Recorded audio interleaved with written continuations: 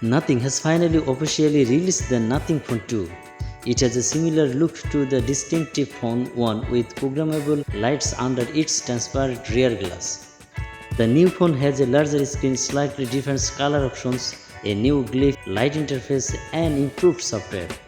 Here's everything you need to know about the Nothing Phone 2. So friends, let's go. Just like with the Phone 1, there are two Nothing Phone 2 colors on offer. They are white and dark grey. The dark grey color is different from the black color of the Phone 1. The Nothing Phone 2 is available to buy now direct from Nothing after its launch on 11 July. And the Phone 2 comes in three different variations. Here's the pricing. The Nothing Phone 2 starts at $599 in the US. There's for the model with 8GB of RAM and 128GB of internal storage. There are more expensive models with 12GB of RAM and 256GB or 512GB of storage. They cost $699 and $799 respectively. Nothing says the Phone 2 has a different design to the Nothing Phone 1. This is technically true, but it also looks incredibly similar. The back of the Phone 2, which is available in a white or grey transparent design, has virtually the same glyph light as the Phone 1, but now has more individual sections, including the central light ring now is split into 6 parts. One of these has 16 different parts, so it can be used as a countdown timer and to display other information. The phone is a little larger than before and has curved glass on the back.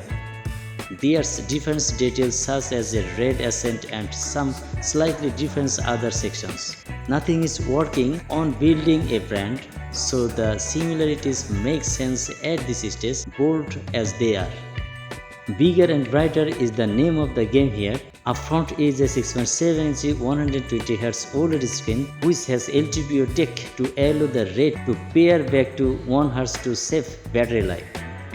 Nothing says the screen can get 1600 nits of peak brightness, and there is a slightly thinner bezel around the outside of the flat panel for maximum display size within the frame.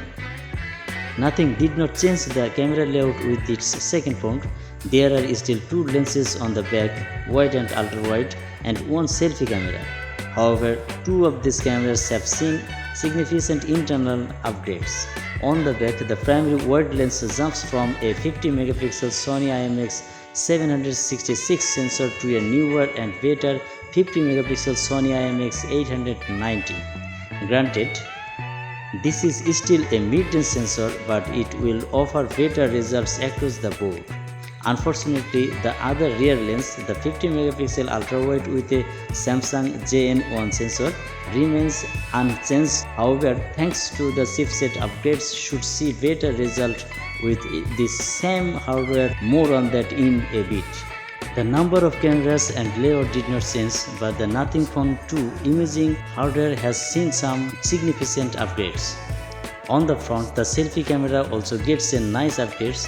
The 16MP Sony IMX471 sensor on the Nothing Phone 1 is now a 32MP Sony IMX615, which should once again give better results across the board. Notably, the sensor allows for 1080 pixel recording at 60 fps, which the Phone 1 could not do. The chipset on the Nothing Phone 1 of its most continuous details.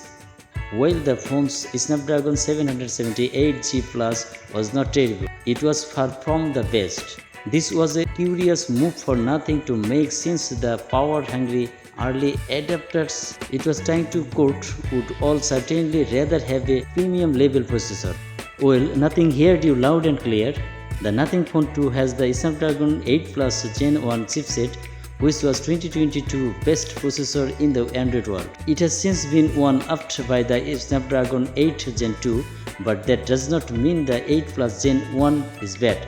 The Nothing Phone 2 is slightly larger than the Nothing Phone 1, which is good news because it allows for a slightly bigger battery. The Phone 2 has a 4700 mAh cell, roughly 20 mAh bigger than the one in the Phone 1. We haven't tested it yet, but it's very likely we will see the same or better battery life as we did with the When your phone inevitably needs a charge, nothing has made things better for you, at least on paper. The phone 2 charges with a cable and compatible power delivery PPS brick at 45 watt. We say this good news because that phone's battery life was not anything to write home about. A significant increase over the 33 watt speed of the phone 1. 45 watt charging is nice to have, but there's no charger in the box, and you also get 15 watt wireless charging and 5 watt reverse wireless charging. There's a teeny bump up to IP54 from the phone 1 IP53, but this still means the phone 2 is only officially splash proof. You'd want to keep it anywhere from the bath. Finally friends, many thanks for watching this video and stay with us for a long time. Thanks.